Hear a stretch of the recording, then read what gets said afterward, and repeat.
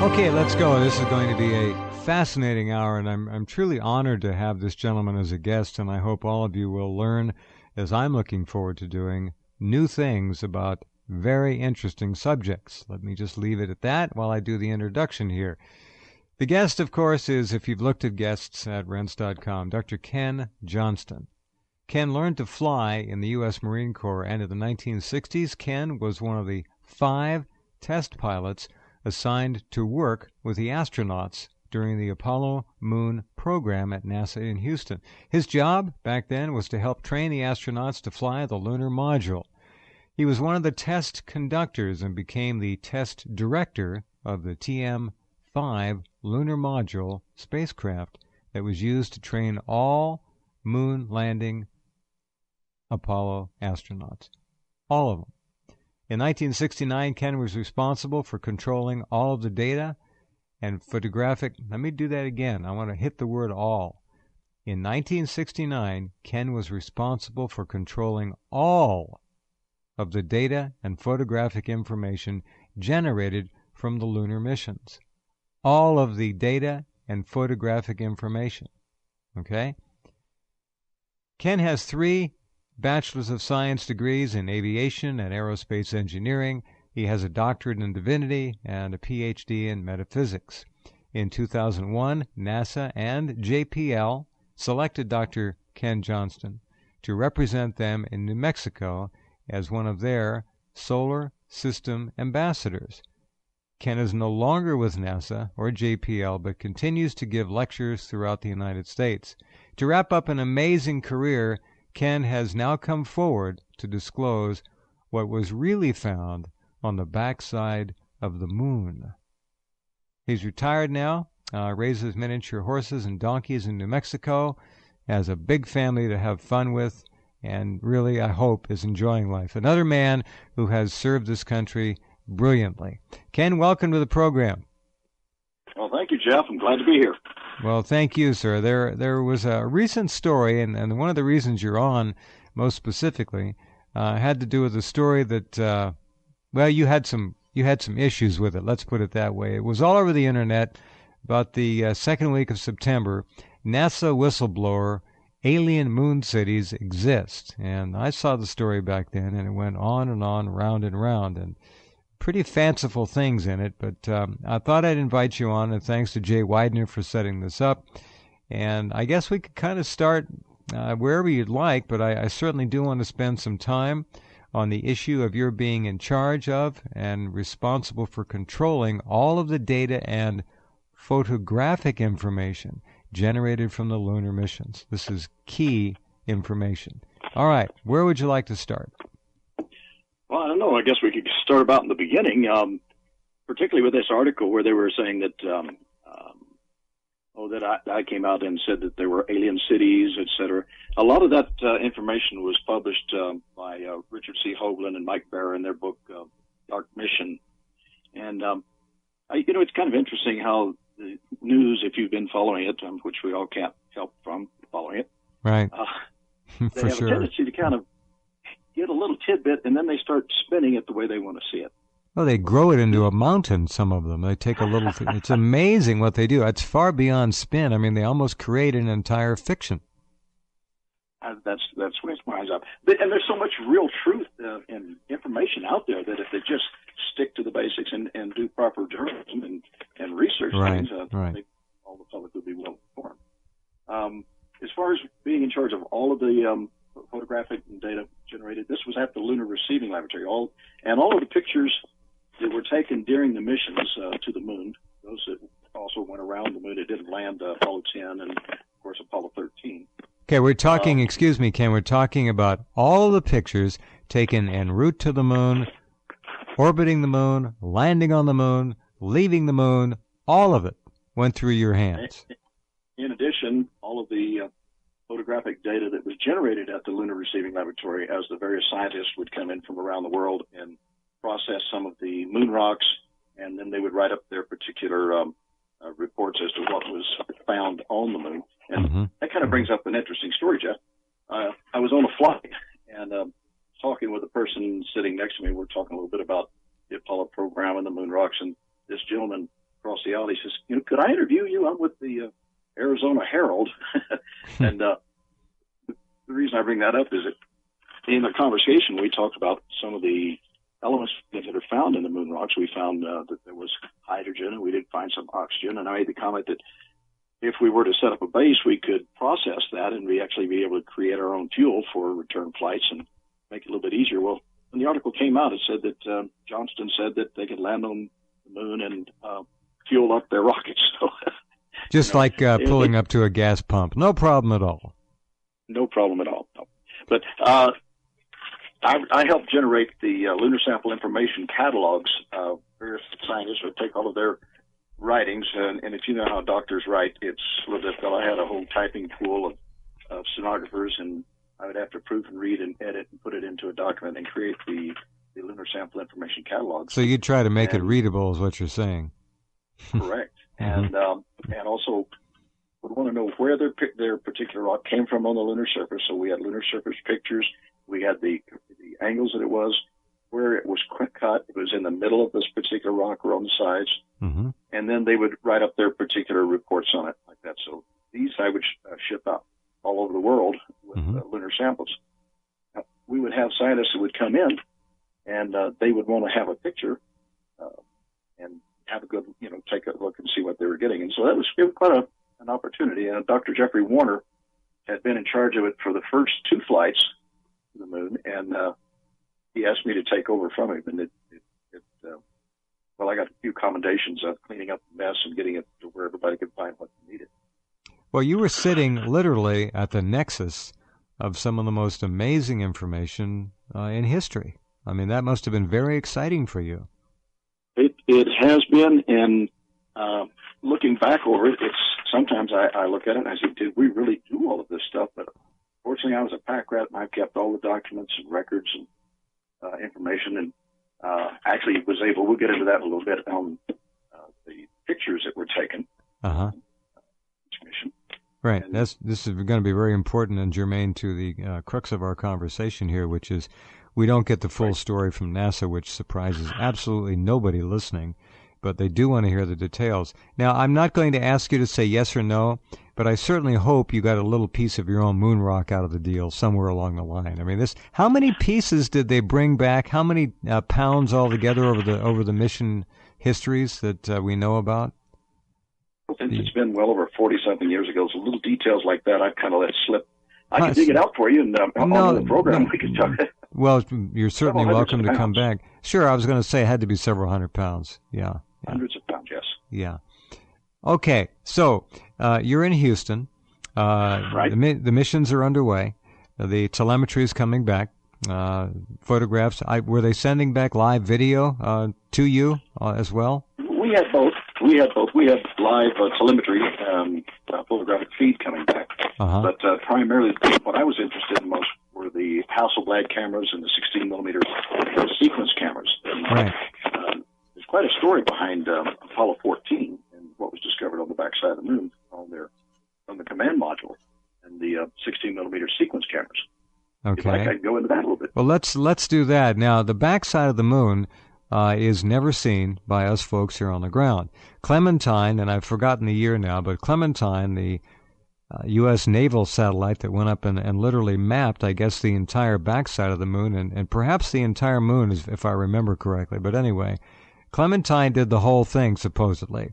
Those pictures, all of them, have never been released to the public that I'm aware of. And it is said that the backside of the moon is a very interesting place. So tell us about Apollo 14. All right. Apollo 14, as most people may recall, when we went to the moon, we had to separate the lunar module from the command module. Sure. The 2 astronauts that were to go on the lunar surface would descend in the lunar module and land on the surface and do their experiments down there. While they were on the surface, the command module pilot continued to go around and around and around the moon and had various experiments he had to do, as one of which was photographing the backside of the moon. Now, there was a director of the astronomy and department at the Manned Spacecraft Center at the time. It wasn't Johnson Space Center. Was Dr. Thornton Page, and very, very interesting gentleman. he contacted me and asked if I could get a hold of a specific reel of 16 millimeter film from the Apollo 14 mission. All right. When was this? When was this, Ken? When did he ask you, approximately? This was the astronauts. Let's see. This was Apollo 14, so we had stopped quarantining the astronauts. Mm-hmm. We had to quarantine Apollo 11. I remember. And Apollo 12 because there was concern about bringing back any microbes, contaminants. Mm-hmm. Right. Mm-hmm. So it was right within a week after we returned on Apollo 14. Okay. Network, we're going to go right through the break. Keep going, Ken, please. All right, so it was right after that, and you got a request, again, for 16 millimeter stop action. No, it's a 16 millimeter gun sequence camera. It's the same type of cameras that are used on the jet fighters and bombers whenever they go out and drop bombs and missions and things to show whether or not they destroy a target. So the camera itself can allow you to go frame by frame or sequence of frames. You can zoom in and zoom out. Got it. Since I was trained in that, Dr. Page asked me if I'd pull that. You had to have a top secret clearance to be able to get into the back of the photo laboratory at JSC. And so it was my privilege to go and pull that out and set up a private showing for Dr. Page and 7 of the other scientists, astronomers. Now again, this is all back side of the moon. Okay. Correct. Mm-hmm. Okay. All right. Well, I set it up, and the guests were all there, and we're watching the pictures coming by, and then on this particular reel, and we're coming up on a crater which is called Tsiolkovsky. As you know, the Russians pretty well named most of the large craters on the backside of the moon, what we did. And Tsiolkovsky was very interesting. The sun angle was such that half of the crater was in shadow. The bottom of the crater was in shadow. And in that shadow area, there was a cluster of like 5 domes. So what I could describe would be like clear domes or opaque domes that were generating their own light in the shadow in this crater. And there looked like a column of steam or something coming up from the central one. Dr. Page had me freeze the camera, stop, back and forth, go back and forth, zoom in close, and go back. And he turned to the other 7 scientists and says, "Well, boys, what do you think?" And they all started chuckling and laughing like it was an inside joke. And he asked me to go ahead, okay, finish the reel. Well, I did that, and then I had to take the film back into the photo laboratory and check it back in overnight because I was due to show up the next day to the rank and file scientists and engineers at NASA's JFC. When I was going into the laboratory, this is another important point here. As I was carrying it in and I went through the secure area into the back, there was a light table. I can, excuse me, are you on speakerphone by any chance? No, actually, I'm on headphones and a microphone with a cell phone. Something's getting scraped or pushed against the mouthpiece of the speaker on one or the other. So try and I want to be sure we hear every word you're saying. It's a little bit of ambient noise there somewhere. Anyway, go ahead, please. Right, I accidentally knocked off one of the headsets I had here. Okay. So as I'm taking the film in to the back, the canister that had the film in it, there was this light table. There were 3 people there, and there were 2 gentlemen and a young lady, and they had the negatives out, and they were painting on the negatives. What? I asked them what. Yes. Now, this hold on, please. This, first of all, this is a black and white film or color film? Oh, both. Okay. Now, they had the film. Was it on a reel left and a reel right? In other words, they were winding the film through some kind of a work area in the middle of the 2 reels, or did they have the film just laying on the table and were pulling the film off the reel? Well, what they had done is they had enlargements, probably 8 by 10 inch enlargements, positive transparencies. Yeah. Okay. And so they were using those to become the master, and they were painting out, particularly along the horizon and areas on the lunar surface, and I asked them what they were doing, and one of the gentlemen says, "Well, we're professional strippers." The young lady, she kind of took offense to that. She said, "No, what we do is that we are stripping out, we are painting out the horizon on the moon because the stars would confuse people, and we don't want them to get confused with the little specks of light." Oh, sure. Right. Well, I kind of took that as strange, went on in and checked that canister of film in.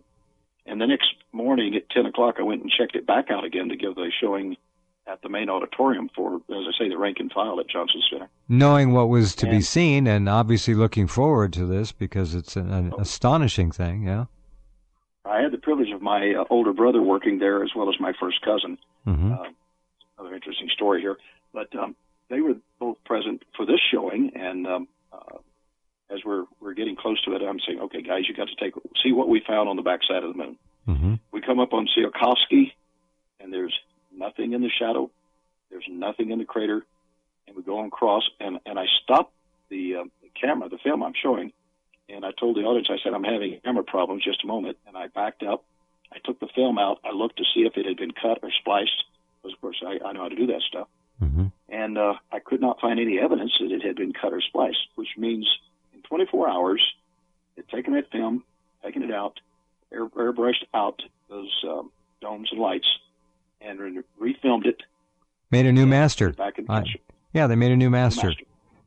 I used to work with film. I understand exactly what you're saying. This is astonishing, and you must have been shocked and then enraged afterward. You had to have been. Enraged, I don't think is the right word, because we were all so dedicated at getting to the moon and getting back before the Russians did, and they kept compartmentalized so much data and information that we would see something that was out of the ordinary, and I'll tell you of some others in a minute, that just didn't seem right, but we didn't have time to stop and check it because we were pushing to keep up with the schedule. But I ran into Dr. Page that afternoon after I checked the film back in over at the Lunar Receiving Laboratory, mm-hmm. and I said, Dr. Page, what happened to the lights and things on the backside of the moon and stuff we found there? He winked at me and he said, there was never anything there. I would have been furious. I would have been felt betrayed. I would have felt like I had been used, duped, set up, and all kinds of things. You handled it very, very well. I guess you... Dumbfounded, I think, is probably a better word. What's that? I said I was dumbfounded. That too. But come on, you had seen things on there that, to me, literally changed history as we know it. Period. Absolutely. And it's been kept secret now on 45 some odd years. So they've got the master film, and the one that they made a new master. They put the original away for safekeeping. It's been obviously digitized and transferred many times since then. They have a warehouse full of the real deal about off-planet experiences, certainly probes we've sent out there, missions. So again, in this Tsiolkovsky, was it? Tsiolkovsky's with it. Tsiolkovsky. All right. Tsiolkovsky crater. Now, in that crater, in the dark shadow of the bottom of it, explain again what you saw clearly, please. Okay, you have to understand the command module is circling the moon, probably not much more than 20 to 50 miles high because of the, and that I don't quote me on, but basically a fairly low orbit. Understand. And from there, you've got a pretty good view, and from the film I was looking at, it was pretty easy to see. Tsiolkovsky is not a major, big, huge crater, but it's a substantial medium size. And as I said, the sun angle was such that half of the bottom of the crater was in shadow, and that's where we saw. You can think of a dome, a semi-clear dome over living quarters or over a habitat, so that you had a living environment underneath these domes. We've talked about building those on. The public has talked about building them on Mars as well as on. Correct. All right, now exactly did the film show enough of these domes to be able to see anything through them? You said there was a light emanating from them. Okay, we got that. They were glowing. Or illuminated from inside, is I guess the best way to say it. Okay, so there's a power source there, right? Okay. Right, and the fact that there was a column of like steam, but it was due to the atmosphere on the moon was becoming diffused pretty quickly. But it was obvious that there was something venting from the central part of these 5 domes. Were the 5 domes all of the same size? Or did they vary in size? Were they laid out in any particular kind of alignment?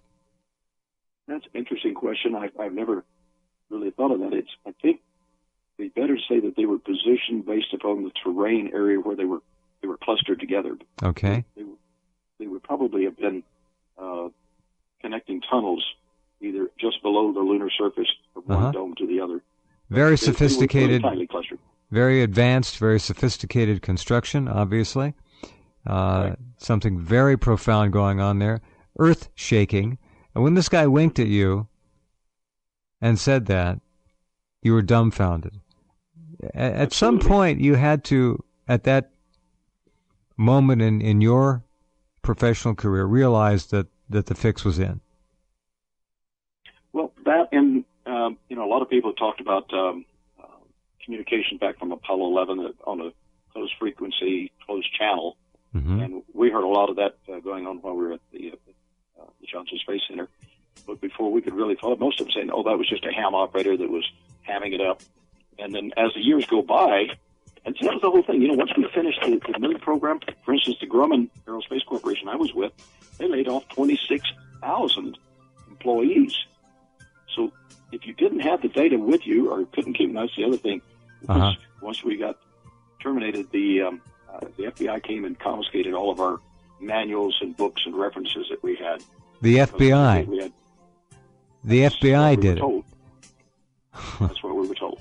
All right. So I don't have any of the Apollo Operations handbooks. Okay. Or the drawings or... Well, I'm hearing in your voice all I need to hear, and I'm sure the listeners feel the same way. Network, we're going to go right through this break as well. I want to make sure I get as much information from Dr. Johnston as we can this hour. This is very important. All right, so that's the backside of the moon on Apollo 14. Fascinating. You knew at that time that someone else was there. In the years, the decades that have elapsed since then, have you come to any decision as to whether it might have been ours or whose it might have been? Well, that is a consideration as to whether or not it was one of our prior generations of the 5 cycles that the Mayan calendar and the Mayans and the others have talked about that the Earth has gone through. It could well have been, although we might get into a little bit more if we have time, it could well have been the Anunnaki. If you want to look at it from that standpoint. Well, and that it was E.T. Okay. All right. Correct. Yeah. And obviously they put them on the backside of the moon to prevent observation from Earth telescopes, to make it a little tougher. No, and on the front side as well. Oh, there's okay. Well, we're going there next. All right. Mm-hmm. The front side, there were several shots from the Russian spacecrafts going to the moon before we did the manned missions, and you can actually see on the rim of the Earth on the side parts of collapsed domes. Now, Mike Barra and Richard Holder have done a lot of research work showing that there is the existence of some of these ancient arcologies, both on the front side and the back side of the moon. Mm-hmm. That there's evidence that at one time it was inhabited. Some of these arcologies have all collapsed, and you can see on the side of one of them where it looks like it's cracked and fallen in half of it. And there's evidence on the front. When you said on the back side, only no. If you're going to have a civilization that you're helping bring along and you want to observe them just like we put mice in a cage, you don't want to have a good observation point. Well, there's a crater on the front side of the moon, just about foresight, almost mid-center of the moon, where you can see the evidence of trusses and supports that would have held a dome at one time. So, well, the dome motif, obviously, at least at the time of Apollo 14, was still extant and functional, at least on the backside. And my question that I came up with, was it ET or was it our black projects, black ops? Well, we have, as Ken, most of our listeners understand the idea of a parallel, much advanced technology which has taken us a far afield in space. So it might well be something along those lines, even though it was in the 1960s. Okay. Absolutely. And with actually even the Hubble telescope, we tried to get NASA to focus Hubble on the moon. Fat chance, huh? And they said, we can't do that. It's too bright. It would damage Hubble. Oh, yeah, sure. Yeah. Mm-hmm. You remember that? And then they turned around and they started photographing, and there's some, in this article only, there's some pictures of Hubble actually photographing an absolutely perfect shaped pyramid on the surface of the moon. And then as well as, so that they could use Hubble. They could zero in really close and take a look at some of these areas. And the latest thing I just heard is that NASA's trying to declare a no-fly zone on the moon. Well, they have. It takes effect, I believe, at the end of this month.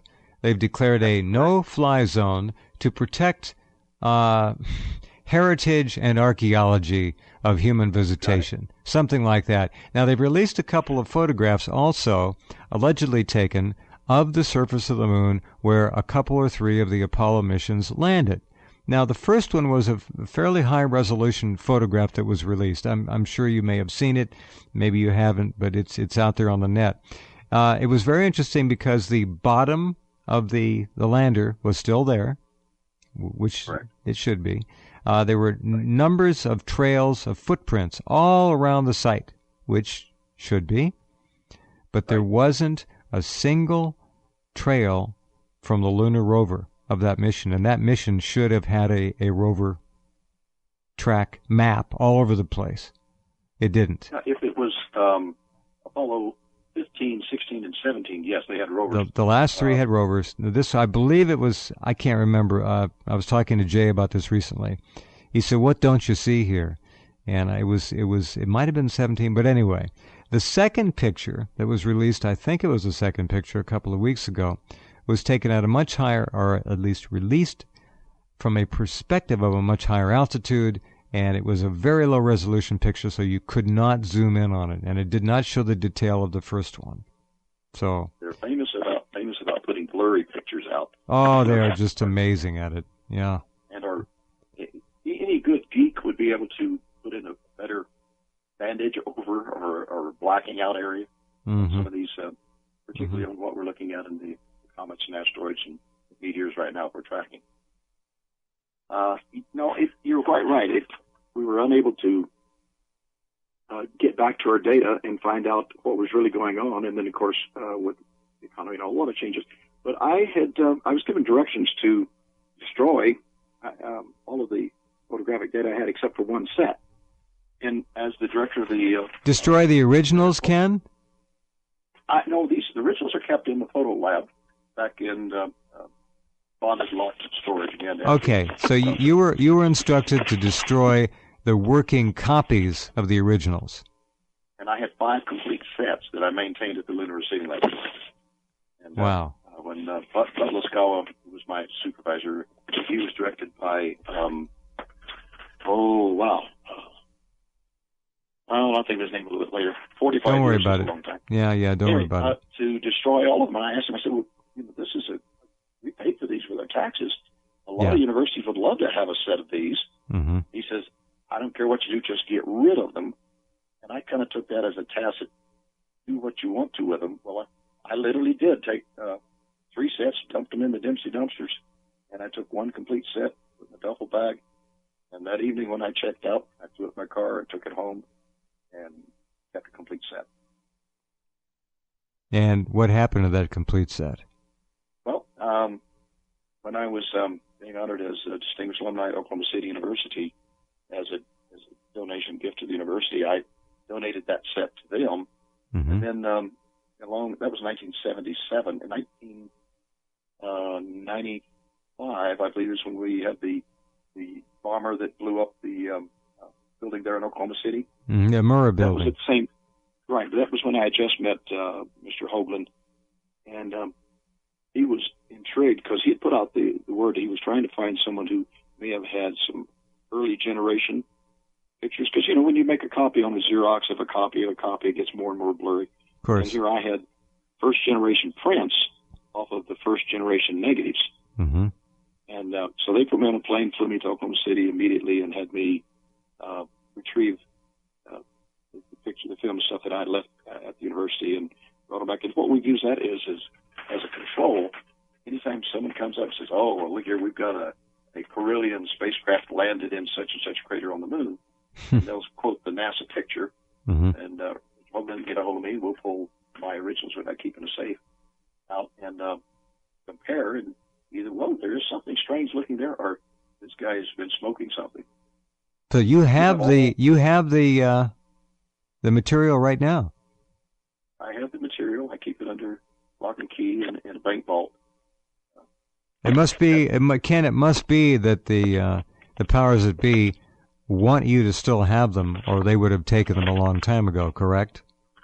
Well, that was something something that we were very concerned about whenever I first started coming public a little bit, and that was through Mr. Hoagland and I mean, they could have threatened you with felony theft of federal property. Who knows? I mean, they could have thrown the book at you if they wanted you to turn that stuff over. It's supposed to have been public property, but as we all know, NASA is not just a private public correct company organization. It's military. Always has been. Thank you for saying that. I've been telling people that forever. NASA is first and foremost and always military. The public. That is correct. The public aspect is PR fluff that they throw at people to make them think that it's basically, folks, it's all smoke and mirrors. It's a lie. The rank and file that works for NASA still think that it's a public. Most of them do. They don't get it. Out. They really don't get it. Don't get wow. it. Right. Absolutely. Unreal. That's amazing. Anyway, the concern that they had was that if I were to keep this stuff quiet, then it would be very easy for them to bump me off and dispose of me, and that would go like this. So the decision was made: go public, tell the truth, get the information. They took me to Washington D.C. I've been in front of the National Press Conference Club. National Press Club, yeah. About 4 times now. And well, you were in the Disclosure Project, right? I guess of our own. Yeah.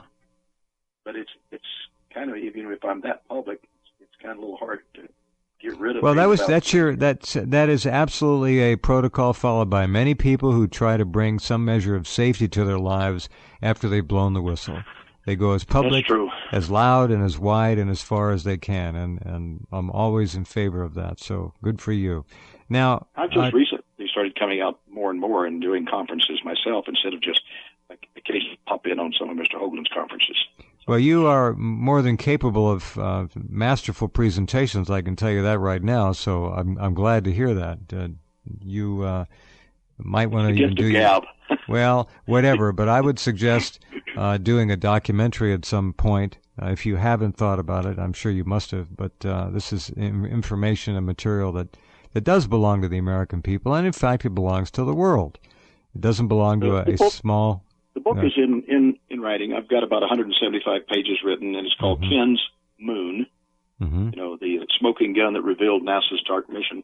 Good. So you might consider doing a DVD and including it with the book, Ken. I have started that too. I've created. Now that's the other thing is I've scanned it at way over 500 dBi and some of them even higher of all of the pictures I have. Good. And and I'll be putting those out too, hopefully. Very good. Okay, so tell us, we're going to keep going, Network, thanks. Tell us what other things that you saw and what other things you know that have been tampered with, and how much of that went on. How much of a cover-up, and we won't even talk about Mars, but just talk about the moon for right now. Mars is probably 10 times worse from what I understand in terms of artifacts and relics there that they don't want us to see. But what else exists on the moon that you are privy to? Well, I've got some very excellent pictures that show coming down through the pass on some of the mountain ranges there that look like absolute tracks of like a tracked vehicle. I've been told that that was a boulder that rolled down the mountain, and it's funny because it split off and one went the other way and the other went down. What's the matter with you, Ken Johnston? Of course it's a boulder. Goodness. But and I've seen a lot of half tracks and military, being an ex-Marine or former active Marine, I should say. Yeah. You know what those tracks should look like. Sure. And that did not look like boulders. They're on Apollo 15 in Hadley Riel, the canyon next to Mount Hadley. There's some evidence of some structures or beams that spanned the distance across the ravine or the canyon, whatever you want to call that. Pretty ambitious building project. Right, and one of the most famous one was Apollo 17, and that was the not the face, but it looked like a robotic head down in this crater. And they've done a lot of enhancing and looking. You actually see the iris. It looks just like Data in the Star Trek series type of a head. And the question came up, well, how could they have gotten it back to the Earth? Well, I sat down with and then again, Mr. Hoagland and some of the other people there, and explained to them, when we brought the very first samples back, they were supposed to be quarantined. No one was supposed to touch the boxes once they landed out at Ellington Air Force Base. Well, one of the first pictures was a photo op of Director Webb and the other bigwigs grabbing the boxes and holding them and carrying them. So they knew that they were safe to have. Mm-hmm. That's what I would say from that. Mm-hmm. And then I pointed out to the folks that once the spacecraft had been picked up out of the ocean, was on the aircraft carrier, they took the sample boxes and flew them from there to Hawaii, and then from there flew them back to the States. There were 2 or 3 different stops mm-hmm. where the boxes could have been opened, and the secret data, the data that you don't want to get out to the public because we can't handle it. You know, we're not grown up enough to be able to handle the truth. In other words, what you're suggesting is there weren't just rocks in the boxes. There might have been pieces of advanced technology, relics from the ancient past, who knows, but things that weren't of a normal geological nature. Or like the head, for instance, they parked the rover on the side such that the camera could not pivot or pan down into the crater where they were, mm-hmm. and they were off camera for about 15 minutes. Is it safe to say that all of the astronauts, virtually all of them, had to be in on this? Had to be, and to this day are sworn to secrecy. I can't say that for sure, but I have done some research, and I know that each and every one of the lunar mission astronauts were debriefed and by a woman psychologist, and her specialty was in brainwashing, and that's been brought out very strongly in some of the books. I don't know that for a fact, but it's interesting how mm-hmm. it affected some of their lives. And, mm-hmm. When you're doing something that powerful and you're told, don't worry, you'll be given credit for it at the right time. Sure. You just hang in there to be a good little soldier, do your job. And that's kind of the way we all were. And, well, as far as the astronauts go, all they have to do is tell them, you like your grandchildren, don't you? Real simple. That sounds like Roswell, doesn't it? Yeah, exactly. Yeah. But that's the kind of the way it has gone. And now you're looking at, I was the youngest of all the test pilots there, and one of the youngest ones of the whole bunch. And so many of my cohorts, my friends, and things, I turn 70 next year, and wow. You'd be surprised how many of them aren't around anymore. Mm-hmm. So they let the secrets die with them, I guess. Well, unfortunately, a lot of people, like the Roswell witnesses, take the stuff with them, and some don't, but many have, and I really salute you and commend you for standing up and doing the courageous and patriotic thing to do, and that's to tell the truth. That's what Americans are supposed to be known for. Well, you should. I just thought of it as telling the truth. I didn't think it was being any heroic. It was just, I was very fortunate to be at the right place at the right time, and fortunately, hopefully we look back and say I did the right thing. Well, I can tell you right now you did. And look, who do these people think they are to keep all this secret? Don't we have a birthright, Ken, to know what's really going on around us? I think if we get into some of the origins of our species from Homo sapien to Homo sapiens, that we may discover a little bit more truths in there, specifically what our rights really are, and just hopefully we've matured to a point that we're allowed to join this club, this intergalactic club, if you will. Mm-hmm. My wife friend has a great philosophy that the Earth was a penal colony, and we were quarantining, and they haven't yet let us come off yet. Well, I don't think we're certainly not rehabilitating very well here, and if we are allowed off the planet, I would suggest that the rate of recidivism would be quite high, and we'd be sent right back here. We're not doing well. We continue to kill each other and develop weapons of more efficient death all the time. All right, let's go back to the moon if you want for a bit, and if you want to discuss anything about Mars, we do have about 10 minutes to go. You've seen, I'm sure, many of the Mars photographs, and having been well familiar with the techniques back then of obscuring things in photographs, and now with everything being digitized, it's really a piece of cake to do. What are your thoughts about Mars, Ken Johnston? Mars, I think, was a way station, and I think that it was very well inhabited by a intelligent species, And I've seen so many pictures and evidence of not only structures, but of cities, if you will. Same as you would see, like for instance, Hiroshima and Nagasaki, you can see destroyed old cities. I'm not saying that there wasn't a destruction, or you're just talking about over 400,000 years ago that these cities, and I call it a way station, a place of landing on Mars, and at the time, plenty of water, and then be able to go on to whatever planet there is. There's so much going on right now, a convergence of everything, both religious, scientific, astrological, all coming to a head. A lot of it coming up this weekend. So I'm keeping my fingers crossed. And we've got the satellite coming back into Earth. We've got. Isn't that small potatoes, Ken? Really? I mean, it's 35 feet long, 15 feet wide. It's going to go into the ocean or somewhere. It's little pieces of stuff. Right. The chances are, to hit one of us would be like 1 in a trillion. Well, yeah. The Meter Crater over in Arizona, they figured it wasn't any larger than the size of a bus, and that's basically the same size that this satellite. Would it?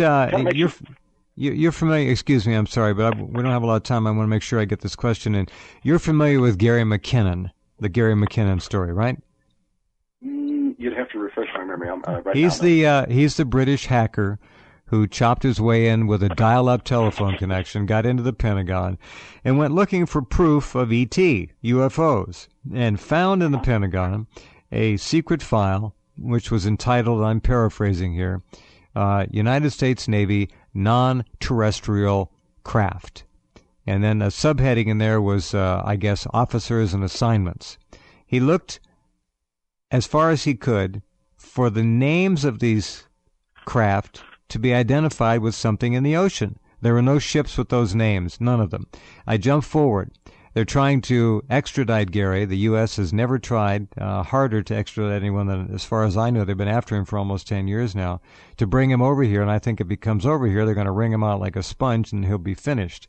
They want to know what he really saw there. Would it surprise you, Dr. Ken Johnston, if we had a parallel, far advanced technology, which included ships in space? They were able and capable of traveling back and forth to Mars in a relatively modest amount of time, certainly to go to the moon at will, and perhaps even other locations in the solar system. Would that surprise you if that were going on? I would not be surprised in the least. In fact, I have some very close friends that have privately discussed some of that with me, and that I have no reason not to believe them, that we definitely do have a parallel program. And the V2 and U2, I should say, not U2, what's it, our stealth bomber is just a public V2 thing to hide our gravity drive craft that can go back and forth. So I've always looked for, hopefully they'll give me the keys to one sometime and I'll get a chance to go look. Well, I think you deserve to be shown one. Of course, maybe with your coming forward that disqualifies you, but you certainly do deserve it. This idea of anti-gravity or minimizing gravity, the technology is quite clearly something that is there. It is beyond top secret. There is the TR3B triangle, which we first talked about on this program, with Ed Fouché. It must be 12, 14 years ago now, something like that. There are a lot of things flying around and landing on this planet. Some of them are probably ours, but not all of them. Is that a fair statement? Absolutely. And I have talked to an airman who was part of a recovery team over off the east coast of Africa. And when I showed him I had evidence of that, he was trembling and shaking a bit because he was told if he even discussed it that he would, his family would be killed. So the truth is out there. The truth is out here. It's right. Actually, we literally know pretty much what's going on within a reasonable, plus or minus 25, 30%. We've got a pretty good guess, I think, those of us who really study this. You've got sources I'll never have. You know an awful lot. This issue of the cover-up, how much longer do you think we can be insulted with it? And how many more people, like the gentleman you just mentioned, will be in service to these morons who keep all of this secret to themselves and threaten to kill people and their families if they talk about it. When's this going to end? I think we are at the point of disclosure, and the information is coming out so fast that they cannot keep a lid on it any longer. And I truly believe within the next 6 months that we're going to have virtually total disclosure. I mean, I can't see it going any longer. The time is now. The time is now, indeed. Unfortunately, they show no signs of really loosening things up. However, I might point out that the obvious chatter in the background of what was predicted by Wernher von Braun, that the ultimate trump card would be the fake ET threat to the planet and the invasion, the illegal invasion, to keep the sheep firmly in line. Do you see that scenario as a possibility soon, that they might fake an ET invasion of some kind? They've got the technology to do it. We know that. Absolutely, we know they do. And I think that has been a plan, but I think it's reached a point that it's almost beyond their ability to be able to pull that off. There's, with the worldwide communication networks and things that we have, and unless we get an imp wave shock from one of these incoming celestial objects that wipes out our whole communication network, I don't see them being able to pull it off. Okay. Hope not. Yeah. Of all the pictures of objects on Mars, certainly some of the most intriguing are the what look like glass tubes. Those are fascinating, among other things. Yeah. Underground transport system. Transport, or they're actually quite wide, and they could be waterways. They could be all kinds of things. We don't know. Would it surprise you if Mars was still inhabited? Now, I'm not talking about humans being there, inhabiting it, which is in my opinion, not only probable, but almost for sure, but other types of beings as well, still living there. No, I think there's a great old book called, all about Mars. Anyway, that it talks about the actual indigenous versions, as well as you have ET on Mars. It wouldn't surprise me a bit. No, to think that we are the only sentient beings in the universe is stupid. It's obscenely stupid. It is so myopic. It is so backwards. It's embarrassing. I mean, when I hear people talk like that, I just shake my head, and then when you look at the average American now, a younger person under the age of 35, 40 even, who are so consumed with television, escapism, celebrity, they're certainly being beaten down with debt and fear all the time. The sheep are pretty well cowed. They keep their heads down. They do pretty much what they're told.